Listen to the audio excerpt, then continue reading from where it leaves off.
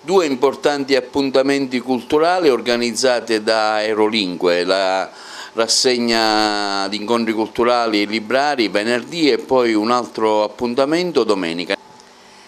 Questa settimana sono molto contenta perché abbiamo appunto due incontri importanti. Uno, il primo è il nostro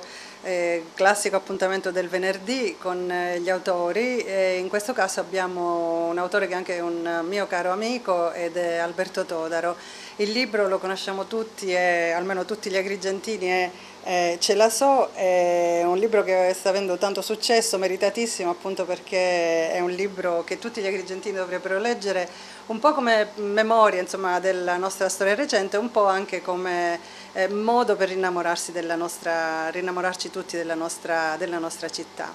E questo appunto sarà l'appuntamento di venerdì alle 18 presso Aerolingue School, come sempre. L'altro appuntamento è un appuntamento ancora più importante, mi rende molto orgogliosa perché riguarda uno scrittore di rilievo nazionale che è appunto Franco Arminio. In questo caso l'evento è stato organizzato dal FAI, dal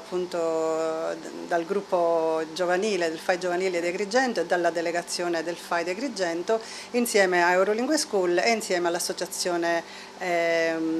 Val di Cam. Quindi queste forze si sono unite per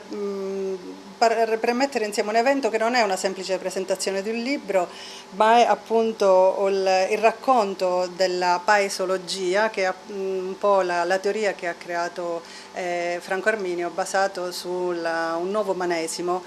incentrato sulla dimensione della vita di paese, piuttosto come in contrasto con la vita metropolitana, con la vita urbana. E quindi questo nuovo umanesimo che lui ci racconterà parte appunto dai piccoli paesi dell'Irpinia dove lui vive, e